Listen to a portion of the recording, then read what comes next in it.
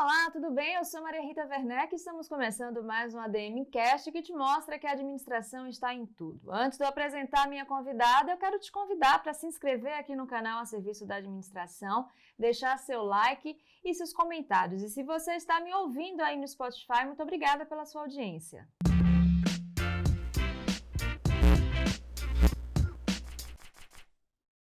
Hoje vamos receber uma pessoa que é atuante quando o assunto é a promoção da participação feminina no ambiente financeiro, no mercado financeiro. Ela também é uma inspiração para mulheres que querem seguir nessa carreira, que infelizmente a gente sabe que ainda é muito participada pelos homens, é uma carreira muito masculinizada, melhor a gente até falar assim. Eu tenho o prazer de receber a Stânia Moraes, CFO Brasil na Ciena e conselheira de administração em várias empresas como Embraer, MCM, Brand Experience. Tudo bem, Stânia? Seja muito bem-vinda. Tudo bem, muito obrigada pelo convite, é uma honra estar aqui, poder contribuir aí com esse conteúdo que muito me agrada. Bom, a gente que agradece, né, nesse mês que celebra o Dia Internacional das Mulheres, a gente está aqui trazendo personalidades que acreditamos que, além de ter uma trajetória profissional muito bacana, também é uma fonte de inspiração. E a Stânia é uma delas. Eu vou aqui só relembrar alguns momentos da vida profissional da Stânia para vocês entenderem do que eu estou falando. As coisas nunca foram tão fáceis na sua vida, né? Sempre vários desafios, você já encarou várias oportunidades diferentes no mercado de trabalho. E vamos começar por uma. Aos 24 anos, você já assinava o balanço da empresa que você trabalhava, com apenas 6 meses de contratada. Aos 35 anos, já era diretora de uma empresa internacional, participou de vários projetos de expansão de outras empresas estrangeiras e atualmente é CFO Brasil de uma multinacional, líder em seu segmento.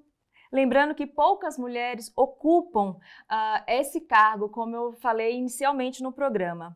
Bom, conta pra gente, Stânia, como é que você recebia esses desafios, como é que você se preparava? Primeiro, vamos lá no início da sua carreira, né? Eu sei que você, aos 19 anos, se casou e se formou, começou a trabalhar. Conta essa história pra gente. Então, eu sou lá do interior de Minas, né? Então a gente tem realmente, a gente acaba casando muito cedo, né? Me casei aos 19 anos, mas eu acabei me formando aos 21, e antes de me formar em administração e ciências contábeis, que eu fiz o curso duplo que na PUC na época a gente podia fazer, né? Existia a cadeira dupla, né? A gente fazia todas as matérias, e eu era professora de uma escola de alunos especiais, da APAE, né? Então, eu fui professora dos meus 17 aos meus 21 anos, enquanto eu me formava em contábeis e administração.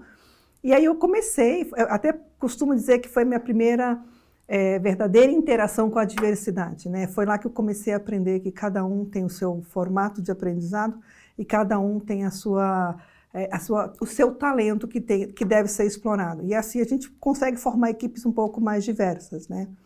Então, assim, eu comecei mesmo, né, com 21 anos de idade, na primeira empresa SA, lá no Pará, que na época eu saí de Minas e fui morar no sul do Pará, e era uma empresa já que tinha ações negociadas na Bolsa de Valores. Na época, a gente trabalhava eu falei que foi o meu grande estágio, né? Foi onde realmente eu comecei a ser contadora de verdade, né? Sair da prancheta ali dos estudos para a vida real. Foi uma experiência muito marcante para mim, onde realmente eu tive a oportunidade de entender como é que funciona uma empresa que tenha uma estrutura de governança mesmo, né? Com os acionistas, com o grupo interno, né? Que era de um grupo grande, um grupo chamado Grupo Itaminas, lá de Minas Gerais. Então, assim, foi uma trajetória que eu iniciei, assim, eu até costumo dizer assim, eu nasci gerente, né? É muito estranho isso, não é nem presunçoso da minha parte. É mais porque a oportunidade, ela veio, e é muito interessante isso na minha carreira. Ela vem e eu não digo não para ela, eu sempre abraço, né? Eu assim, vamos ver até onde que vai dar, né? Então, eu começo a trabalhar, e eu faço muito estudo. Desde aquela época, eu morava no sul do Pará, numa cidade chamada Marabá, e a gente fazia muita especialização de tributos, principalmente, em Belém do Pará. Então, eu ia na IOB até, fazia muito curso lá para poder fazer o fechamento de balanço, para fazer todas as apurações de impostos, aquela coisa toda. Então, assim, eu acho que o mais importante, né, o que define a minha carreira desde o início, foi sempre isso, sabe? Nunca disse não para uma oportunidade, né? E também sempre busquei muito aprendizado, né? Tipo, eu ainda não conheço, vou atrás e vou buscar esse conhecimento que ainda falta. A gente sempre falta alguma coisa, né? A gente sabe disso. Mas é mais por acho que essa combinação que trouxe, né, essa carreira um pouco mais assim alavancada que eu tive. E hoje, aos 30 anos de carreira, como é que você vê a área financeira atual? A gente está vendo aí o impacto, né, da tecnologia em várias áreas.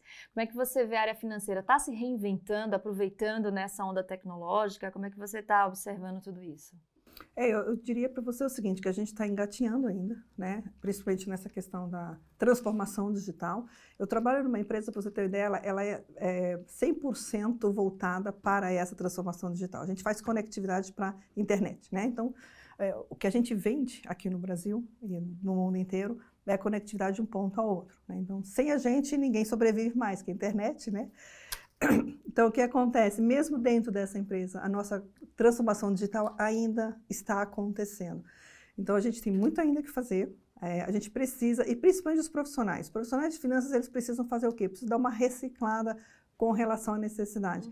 Não é simplesmente ter um conhecimento teórico, o famoso hard skills, né? Você conhecer como que faz a conta, como que fecha um balanço, ou como faz um planejamento. Isso aí, a gente tem hoje várias ferramentas que podem fazer pela gente, né? Então, a transformação que eu acredito muito no profissional de finanças é ele trazer essa análise mais crítica, trazer mais esse envolvimento dele com o negócio para poder conseguir realmente agregar valor à empresa onde ele trabalha. Porque finanças, ela mudou completamente. De 30 anos atrás até hoje, a gente tem um trabalho bem mais humanizado, né? Vamos assim, a gente tem que trabalhar mais com as pessoas do que só com números. É importante você falar isso porque aqui nesse programa muitas pessoas já falaram que depois da pandemia a gestão ficou muito humanizada. Você percebe essa humanização também na gestão direcionada para a área de finanças? Então, acho que aí tem dois pontos, né? Humanizada no sentido de que a gente hoje preocupa muito mais com o conforto, com o bem-estar do funcionário, né? Eu acho que isso realmente cresceu, acho que isso trouxe uma importância dentro das organizações que não existia antes, tá? Existia, mas não era tão necessário porque a gente não tinha essa distância, né? A distância trouxe para a gente essa necessidade de se preocupar mais com o outro. E o financeiro também, de novo, eu acho que isso a gente precisa voltar a olhar as pessoas. Por isso que eu comentei lá no comecinho que o fato de eu ter trabalhado com crianças excepcionais me trouxe um pouco dessa, talvez, expertise de olhar o ser humano, o indivíduo como único, né? E acho que a gente está aprendendo, a pandemia trouxe isso para a gente. Mas tem um outro contraponto que eu gostaria de colocar, que aí é um ponto de vista mais pessoal, que a humanização das relações de trabalho piorou. Por quê? Porque a gente está muito individualizado. Então, a gente tem que achar aí um meio termo para que a gente consiga continuar valorizando esse indivíduo com suas necessidades, com sua vulnerabilidade, que hoje a gente consegue até valorizar a vulnerabilidade das pessoas que a gente não podia antes, né? Mas, ao mesmo tempo, trazer isso de volta dessa humanização das relações, né? Eu acho que está faltando um pouquinho. Acho que a gente ainda está tentando encontrar esse equilíbrio, porque a pandemia nos pegou de surpresa. Como é que você enfrentou esse momento? Eu tenho perguntado isso para todo mundo. Olha, sabe o que eu fiz, na verdade? Eu enfiei em 200 mil tarefas adicionais. Eu sei que você iniciou até um projeto de moda, né? Uma marca de moda nessa Sim, época. eu fui empreender, eu fui investidora anjo, eu comecei a dar mentoria, né? A gente criou um grupo só de mulheres financeiras e aí eu acabei entrando como mentora. E durante a pandemia a gente mentorou pelo menos duas mulheres no nível mais gerencial, né? Por ano, né? E além disso participei de muitas lives, fui muito convidada para participar de lives. E o que aconteceu? E aí trouxe mais mentorias ainda, então eu fiz mais ou menos umas 20 mentorias nos últimos 4 anos, todas praticamente pro bonos, só por conta dessa necessidade, talvez, né, que eu sentia de estar com pessoas, que para mim isso é muito importante. Por isso que eu falo, é importante a gente ter essa humanização das relações, né? Então, para mim, trouxe essa possibilidade de buscar essa outra, talvez uma próxima carreira mesmo, né? De mentorar pessoas. E não foi só mulheres, tá? Eu mentorei alguns rapazes também que me conheciam, me viam ou tinham algum relacionamento, se identificaram e pediram a mentoria. Então, eu busquei fazer várias coisas, né? E aí acabou que criou esse leque de outras atividades que até hoje eu continuo fazendo. Claro, claro. Bom, se a gente traçar um paralelo, né, de 30 anos, quando você iniciou sua carreira, até os dias atuais, como é que você vê a participação feminina na área financeira, principalmente em cargos de alta performance, né, CFOs, como é que você está acompanhando isso? Então, aí até assim, ontem a gente fez um evento lá do IBF com o pessoal do Pacto Global, lá na KPMG, e a gente percebeu que a gente pouco evoluiu, né? Infelizmente, a gente ainda está no patamar de 10, 15% de mulheres que chegam a esse nível de C-level, né, de diretoria nas organizações. E a gente percebeu uma coisa, que sabe o que a gente está precisando? A gente precisa da ajuda dos homens, né? Se você é homem que está me ouvindo, por favor, valorize a mulher que você tem na sua equipe e realmente traga ela dê para ela oportunidade, dê para ela apoio e sustentabilidade para que ela consiga galgar essa carreira, que não é uma carreira fácil, nem para homem nem para mulher. Só que para a gente cria mais barreiras. Eu percebo, por exemplo, que muitas das minhas amigas ou colegas que já são CFOs ou que têm uma vontade de ser CFO, de chegar nessa cadeira, sempre aquela coisa, como é que você consegue? Né? Como é que você faz para conseguir? Nunca foi fácil, nunca foi um caminho assim, vou dizer para você, foi tudo flores. Não foram. E a outra questão que existe, eu acho que um mito. Nossa, mas você dá conta de tudo? Não dou conta de tudo. Isso é muito importante, a gente perceber. Não é para dar conta de tudo.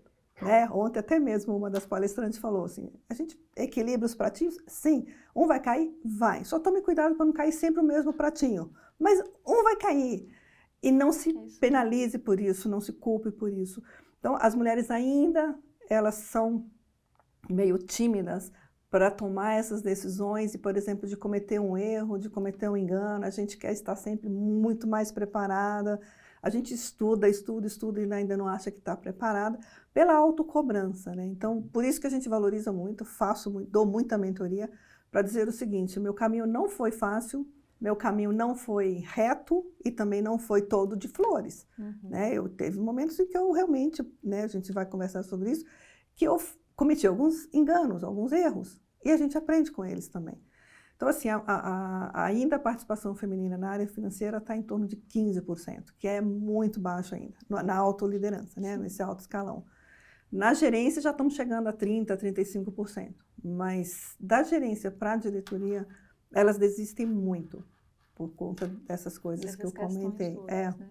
Bom, vamos já trazer, né, esses desafios que você enfrentou, os erros e acertos. Você passou por várias, né, indústrias e com certeza enfrentou várias situações delicadas que te proporcionaram aprendizados, né? Conta pra gente o que é que você lembra, o que é que você pode compartilhar com a gente. Então, uma das coisas que mais que eu valorizo, né, eu acho que a gente tem que ter esse equilíbrio, né, entre família e a questão profissional, né? Para mim era muito importante ser mãe. Então, a maternidade para mim não era um problema, e sim uma vontade, né?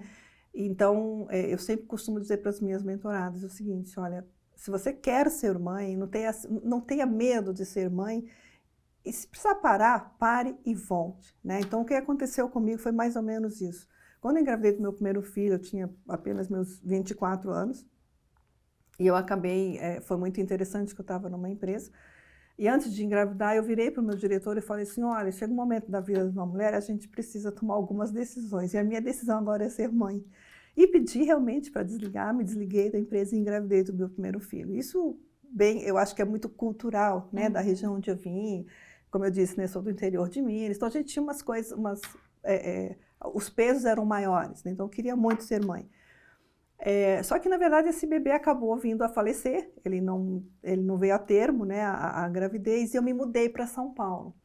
E esse meio tempo eu fiquei sem trabalhar e voltei a trabalhar. Eu já era gerente nessa outra empresa, né, nesse grupo Itaminas, e saí para poder engravidei e acabei perdendo esse bebê. Quando eu vim para São Paulo, eu senti a dificuldade de novo de começar aqui, né? Era como se eu fosse uma estrangeira mesmo. Veio de Minas, não conhecia ninguém.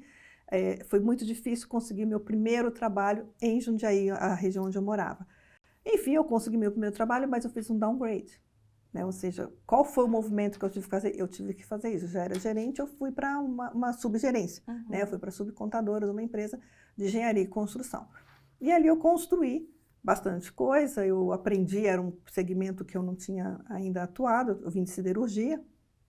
Então foi bastante interessante para mim, e com 2 anos depois eu fui promovida para o lugar do naquela época, o meu atual chefe, que ele tinha sido meio contra a minha segunda gravidez, que eu engravidei de novo, né? Acabei engravidando 3 anos depois, e quando eu fui contar para esse meu querido gestor, ele virou para mim que era um absurdo eu ter engravidado, né? Como se eu fosse proibida, né, da maternidade.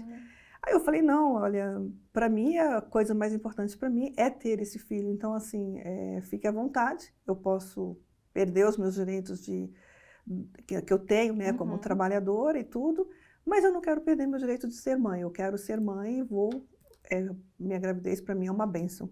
E assim foi. Então, essas dificuldades de enfrentar, de que você pode engravidar, engravida, faça, tenha sua família, faça realize esse sonho também, se é sua vontade de ser mãe. E aí, no que eu saí para poder dar licença maternidade com o Fred, quando eu voltei, ele iria me desligar, né? Ele estava preparado já para me desligar. E na época o dono da empresa me chamou para poder assumir o lugar dele, porque ele não queria uma pessoa que tivesse um perfil diferente do dele. Então, por quê? Porque realmente eu fazia as coisas muito transparentes, assim, né? Então, eu acabei assumindo a gerência da empresa lá, e aí eu não parei mais. E dá para criar o filho trabalhando? Gente, tá. Meu filho hoje já tem 26 anos, já é formado, já é profissional. Então, assim, não existe aquela coisa de que você tem que ser mãe 24 horas, né? Eu acho que isso é uma grande, talvez um grande mito, né? Você contava com algum tipo de rede, algum Tinha, apoio? sempre tem que ter um apoio, Sim. né? Meu ex-marido, ele me ajudava bastante. Mas eu também a contratava, né? Tipo, a gente brincava, eu contratava minhas pernas de roda, né? Ele tinha uma taxinha lá, uma amiga minha que fazia o movimento com ele quando eu não pudesse estar, né? E era muito mais difícil, né? Porque a gente não tinha o suporte da internet em casa. Então, a gente tinha que ir ao trabalho. A gente não tinha outra opção, né? Então, era mais difícil e foi possível. Eu imagino que hoje, com as facilidades que a gente tem, né, da internet, do trabalho do home office, eu acredito que isso tenha um pouco mais de facilidade. E com gestores mais flexíveis, né? Sim, que precisamos ser, né? Acho que os homens estão aprendendo a ter essa flexibilidade com nós mulheres, viu, no mercado de trabalho. Agora, Estânia, como é que você define a sua liderança? Quais são as principais características? Acho que a primeira de todas é ser mais humanizada. Essa questão de tratar o indivíduo como indivíduo diferente um do outro e tentar encontrar os seus talentos e, identificando o talento de cada um individualmente, fazer com que eles, sabe, se complementem. Porque uma verdadeira equipe é essa, né? Não pode ser todos iguais a você, né? A grande maioria, ela tem que se complementar. E quando você procura pessoas para trabalhar com você, ela tem que ter um pouco desse seu skill também, né? Não pode ser uma pessoa muito introspectiva, não pode ser uma pessoa que, né, só pensa, né, numa questão mais interior, mas tem que ser uma pessoa que pensa mais no trabalho de equipe, que eu acredito muito que é equipe. Eu sou uma pessoa que gosta muito da colaboração. Quando você faz, tanto é que os livros, né, são todos colaborativos, quando você faz em conjunto, você junta forças, eu acredito que o resultado é multiplicado pela quantidade de pessoas que estão fazendo aquele trabalho. Então, eu acredito demais. Então, é bastante humanizada, bastante na colaboração e muito nessa questão assim de valorizar a opinião do outro, né? E estar junto com o outro é bem importante para mim. Falar em livros, hoje a nossa dica de leitura é tripla, viu? Então, fica com a gente. Bom, Estânia, pesquisando sobre você, eu encontrei uma entrevista na qual você falava que na época que você estava na Siemens, você aprendeu a política dos 4 olhos e que até hoje você traz essa política consigo, né? O que é que significa essa política? Explica pra gente. A Siemens foi uma grande escola. É que ela não é uma empresa alemã e eles têm essa política que diz o seguinte, que o financeiro ele precisa estar junto do negócio. Então, como era controller de uma business unit dentro da divisão médica na época, eu tinha que estar sempre junto com o diretor comercial, o diretor da unidade. E qual que era o meu papel ali? É de ter os meus 2 olhos de financeira dentro de qualquer contrato que a empresa fechasse. Então, o cara do business, o dono do business trazia o negócio, eu tinha que fazer essa avaliação junto com ele. Então, era par mesmo. Eu não tinha opção. Eu tinha que ir em reunião com todos os clientes, eu tinha que conhecer os clientes e avaliar junto com o meu jurídico, mas sempre com o olhar financeiro. Se aquela proposta era importante e interessante para a empresa. Então, aí eu acho que consolidou para mim essa questão de ser um financeiro mais par e não só de números, sabe? Porque ali também traz algumas nuances do negócio, né? Tipo, quem que é o melhor parceiro para o seu negócio, né? O cliente ou a proposta. Então, você ajuda a desenhar o business. É bem interessante. Então, até hoje eu faço isso, igual na Ciena, por exemplo, né? Eu vou nos clientes, eu estou sempre presente, a gente participa muito, por exemplo, na operação do cliente, se o cliente está tendo alguma dificuldade, até mesmo fiscal, financeira, a gente participa com o cliente. Então, acho que isso é uma característica, né, que eu costumo dizer, eu gosto muito das definições que a Deloitte faz, que é um dos pilares que ela coloca lá, que é ser o CFO catalisador de negócios, né? Você está ali para fomentar junto com a área de negócios o negócio da empresa. E não aquele que fala só não, entendeu? Isso mesmo. Já há quanto tempo na Ciena, Brasil? Esse ano já é o 11º ano. Eu fiz o startup dela aqui, né, dessa operação financeira toda. Quando eu entrei era um projeto que a gente tinha que entregar gigante da Copa do Mundo, né, em 2013. O projeto foi vendido em 2012.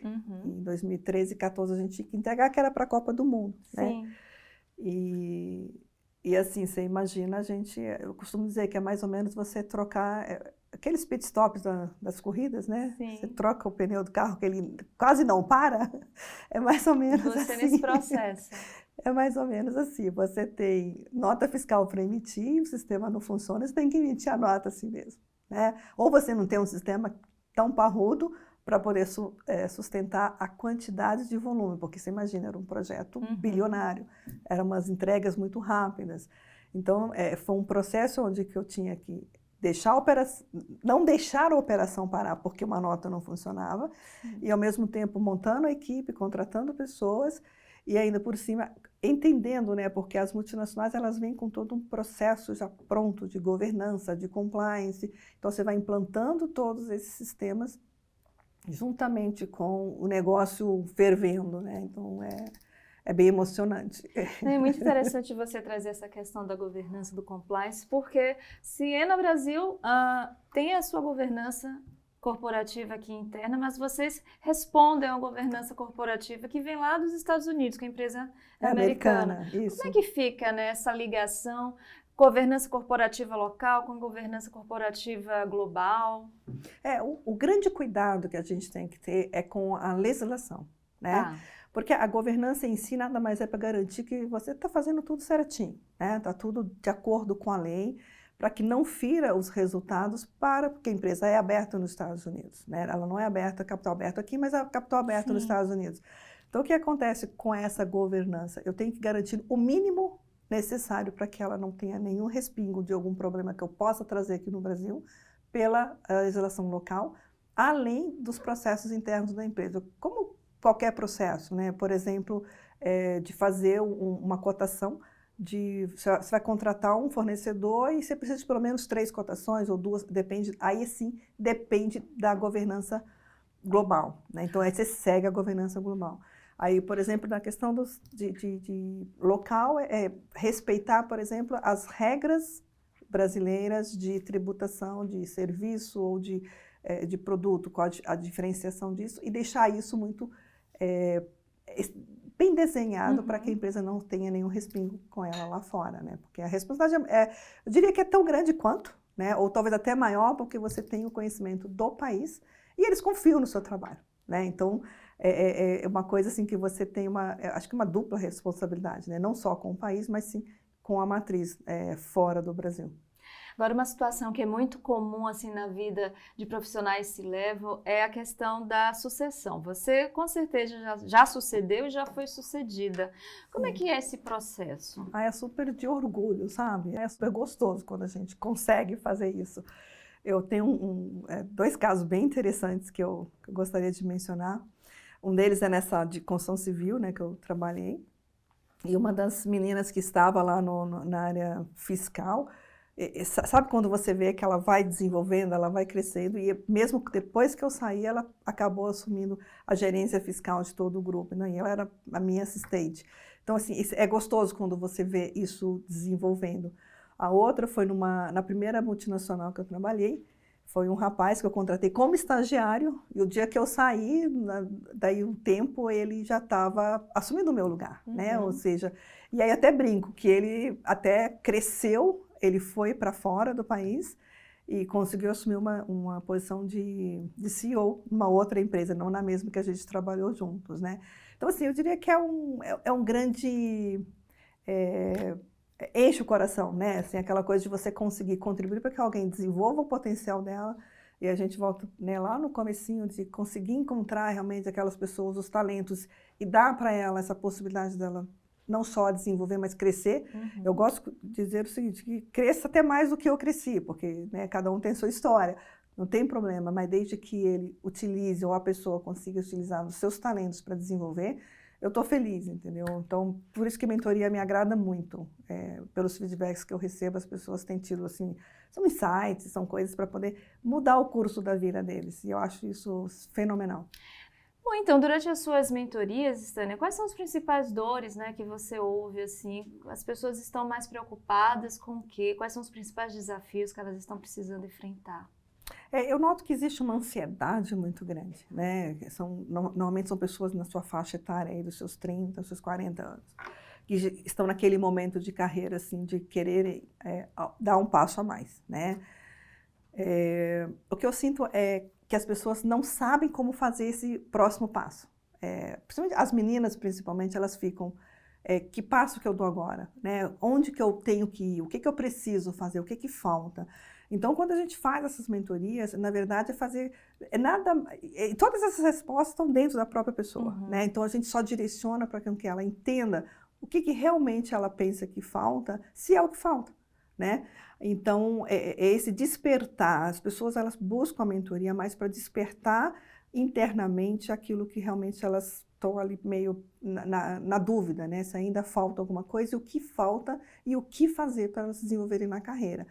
E as meninas têm a questão principal da maternidade, né?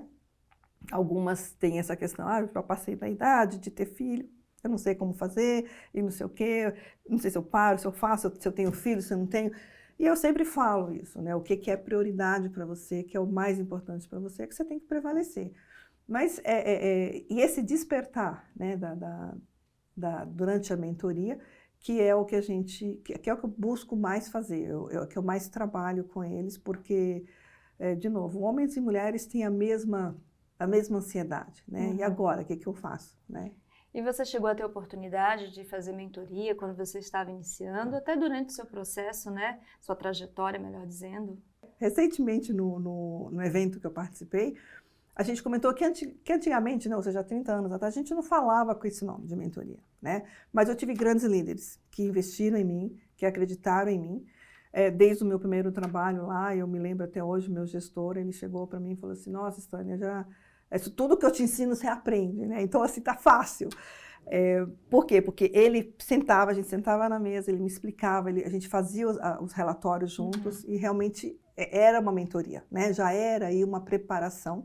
E foi que, com pouco tempo, eu me tornei contadora dessa empresa, porque ele teve realmente essa paciência de me ensinar todo o processo do que fazer, como fechar um balanço, quais são as premissas que a gente tem que adotar para poder fazer um bom fechamento. E também eu tive chefes assim que foram não só incentivadores, mas também eles me apoiaram quando eu tomava a decisão. Era muito interessante, né? Um exemplo bem bacana que eu recentemente reencontrei com esse meu gestor. Ele era o CFO Latam de uma empresa que eu trabalhei. E eu estava me recordando com ele que quando eu fui para a entrevista, né? E eu já queria ser controle, eu estava com meus 30 e poucos anos. E ele estava me oferecendo uma vaga de gerente. Eu falei, não, tá bom, mas ele me mostrou o organograma. E quando eu perguntei para ele, ele falou assim, olha, e essa caixinha aqui em cima, aqui, ó, que é, né, como é que você vai preencher isso aqui? Não, eu não estou preocupada com isso agora. Eu quero arrumar a contabilidade, né, que é o meu grande expertise sempre foi nessa parte mais contábil. E depois a gente pode fazer... Eu fiz a segunda pergunta. Qual a minha chance? Aí ele falou assim, pelo menos 50%. Então tá bom, eu aceito. E fui. E eu trabalhei para isso, né? E durante 8 meses eu fiz um trabalho assim, trabalhando quase 16, sei lá, 18 horas por dia, para colocar essa contabilidade em dia, implantando o sistema, colocando os controles, que a empresa foi adquirida por um grande grupo americano também. E 8 meses depois eu fui promovida a controller. Então, assim, a gente tem que criar essas oportunidades. E não foi fácil ser promovida a controller lá, porque quando ele abriu a vaga, eu falei, peraí, é isso, eu quero participar, né? Então, eu acho que essa voz ativa, essa coisa de buscar, né? Olha, eu quero, eu estou pronta, olha, eu preciso participar do processo, eu quero, o que é que falta para mim participar do processo, né? Então, essa voz ativa é muito importante, foi muito importante na minha carreira, né? Eu tive essas... Então, esses líderes me ouviram, né? Eu cheguei e pensei, por que eu não posso participar? Você tinha falado comigo que eu podia, você acha agora eu quero que falta participar. mais essa iniciativa no público feminino? Falta, né? Eu já ouvi falar muito isso aqui no programa também. Falta, e mais por isso, porque a gente tem essa premissa de que falta alguma coisa, né? Assim, existem pesquisas, né? Eu acredito que você já deve ter tido contato com essas pesquisas, mas quando se apresenta uma proposta para um homem e para uma mulher, o homem, se ele tiver 70% dos pré-requisitos, ele se candidata e vai confiante que ele vai ser chamado. A mulher já é o contrário, se ela não tiver 150% das qualificações, ela nem se candidata, né? Ela não se arrisca. Então, esse arriscar, e é lógico, de novo, você tem que ter líderes que também vão acreditar em você. Então, eu tive essa oportunidade desde sempre. E quando não tive também, eu saí. Eu fui buscar quem me dava a oportunidade. Então, acho que esses movimentos, assim, de coragem, de sair, de buscar, é muito também... Faz a diferença. Na minha carreira fez muita diferença, né? Bom, agora vamos falar de um outro lado da Stani. A gente até agora falou muito do lado profissional, mas agora eu quero falar do lado militante, no sentido de que você é uma das vozes que querem promover o crescimento da participação feminina no mercado de trabalho. Especificamente, vamos fazer o recorte para essa área financeira, né? Você é cofundadora do grupo WCFO Brasil. Gostaria que você falasse um pouquinho sobre, né, esse grupo e como é que vocês promovem esse acesso, como é que vocês pretendem alcançar esse objetivo de vocês, que é ampliar, né, a participação de mais mulheres na área financeira e no ambiente de trabalho como um todo, eu imagino, né? Sim, porque a financeira, como eu disse para você, né, nós estamos ainda em 15%, a gente trabalha, quando a gente vê, somos ainda 15% de representatividade.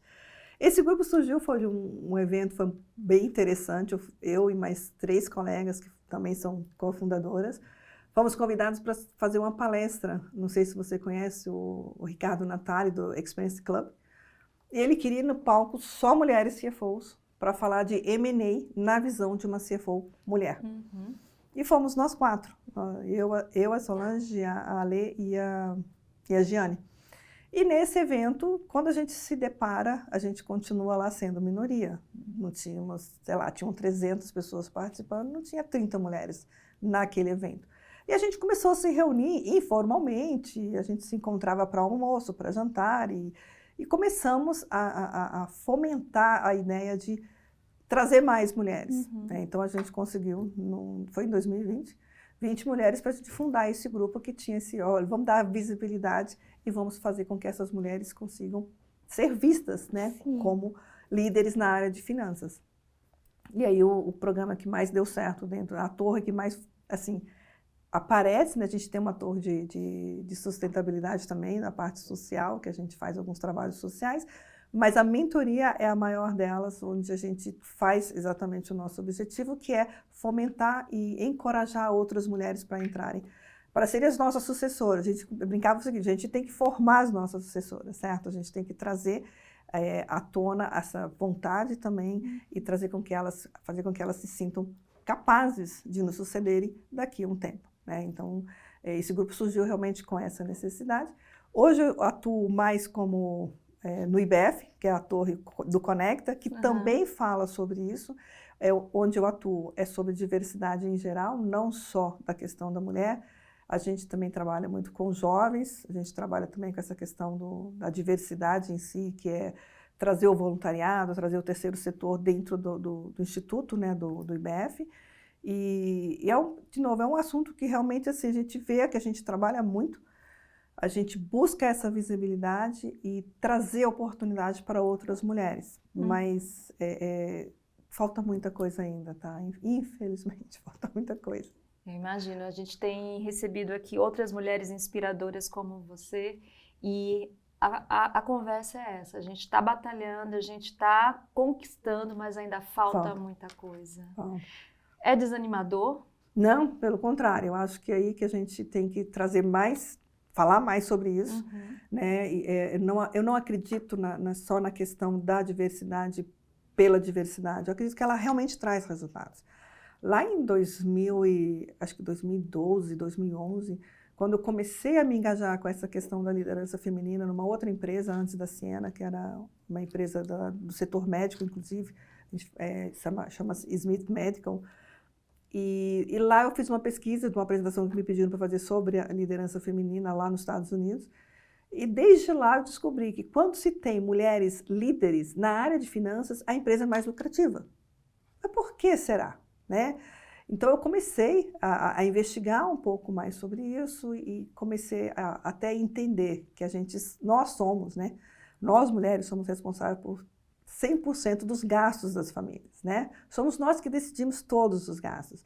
Então quem tem o poder de decisão de compra dentro de uma casa é a mulher. Por que ela é boa na área financeira das empresas? Porque ali ela vai saber realmente também destinar melhor esses gastos da empresa. Então, assim, foram trazendo algumas outras pesquisas que mostrando que todas as empresas que têm mulheres na área financeira, elas são mais lucrativas. Então, vamos pegar isso daí e vamos trabalhar e vamos colocar essa força para que as mulheres se sintam mais à vontade de também fazerem essa gestão financeira das empresas tão bem como elas fazem em casa, né? Com certeza. Stânia, quem te inspira ou já te inspirou, principalmente profissionalmente? Olha, tem uma pessoa que acabou virando minha amiga pessoal, que admirava de longe, hoje a gente virou amiga, é a Rachel Maia, né? Ela tem todos digamos assim, as características ou estereótipos da mulher na sociedade, né? Ela é mulher, ela é negra, ela é mãe solteira, e ela venceu e ela continua sendo uma grande fonte de inspiração para mim, e eu admiro muito a religiosidade dela, a capacidade que ela tem não só de mobilizar, mas a mensagem dela é uma mensagem muito simples, que é ao alcance de todos nós, né? Não é aquela pessoa muito... aquela pessoa que tipo, eu cheguei no topo e não, pelo contrário, ela preserva toda essa simplicidade do mundo, que ela veio da periferia também, né? Então, assim, igual eu disse, todos os estereótipos, né, da mulher, ela tem e ela conseguiu vencer. Eu acho que a gente precisa se espelhar em mulheres assim. Com certeza. Bom, Stânia, pesquisando sobre você mais uma vez, eu descobri que você é uma pessoa muito curiosa. Em suas entrevistas, você sempre fala que gosta muito de aprender, sempre esteve aberta para novos aprendizados. Como é que você se mantém atualizada atualmente diante de tantas informações, né? É interessante esse ponto, né? Até o pessoal fala assim, Stânia, você tem que parar de estudar um pouquinho. Eu falei, prometo, esse ano não vou estudar, mas eu acho que já estou inscrita em 2 cursos diferentes, né? Então, assim, um mais sobre risco e governança e o outro mais sobre ESG. Sim. Mas, e um outro também, um terceiro, aliás, sobre seja, autoconhecimento. Sobre autoconhecimento. Eu acho que a curiosidade é que move o ser humano, né? Acho que a curiosidade Quanto mais conhecimento você adquire, acho que a gente começa a perceber que a gente precisa aprender mais, porque a gente vai chegando no maior nível de detalhe, né? Mas não só por isso, porque a gente, igual você já comentou aqui no início, né? O profissional de finanças, ele mudou, né? Ele tem que ser um pouco mais intuitivo, ele tem que ser um pouco mais humanizado. Como é que a gente traz essa humanização, essa intuição para a área de finanças, que é trabalhar com números, né? Que 1 mais 1 sempre vai ser 2. Como é que eu posso falar de coisas que não são tangíveis, como números, se eu não for para estudar, se não for para entender como eu trabalhar isso dentro da área financeira, né? Ainda mais hoje que finanças, como você comentou no começo, eu estou no capítulo Brasil de uma ONG internacional, né, sobre finanças com sustentabilidade, onde a gente vai ser responsável por esses relatórios também, onde a gente vai ter toda a auditoria em cima dos relatórios de sustentabilidade das empresas. Então, não adianta eu só mostrar o número, eles não vão auditar só o meu balanço, eles vão auditar também o meu balanço social, a parte social, minha parte sustentável. Então, como é que eu faço isso? Que bicho é esse? De onde que vem isso? Como é que eu vou trazer métricas? Como é que eu vou trazer isso de uma forma palpável para a área financeira? Sim. Não é fácil se você não for buscar o conhecimento, não for e tentar entender de onde que vem todas essas nuances que a área está mudando. Eu até costumo dizer o seguinte, a gente não vai mais precisar nem saber fazer conta mais, porque vai ter um robozinho que vai fazer para a gente. Mas o que fazer com o resultado daquela conta a gente vai ter que saber, né? E saber opinar, e saber o que fazer e explicar aquele número, independentemente de como ele foi feito. Então, o conhecimento, ele vai na medida que você vai buscando entender essas mudanças, né? Então, é ficar atento nas mudanças, que é o que eu faço, né? Eu fico atenta. O que é tendência que tem a ver com aquilo que eu faço? Por exemplo, o ano passado eu estive tanto no SXSW, que é aquele evento que tem lá em Austin. Eu não sei se você conhece, é um evento internacional, mas o maior do mundo de inovação, lá nos Estados Unidos. Por que inovação tem a ver com finanças, né? É a pergunta que fica agora.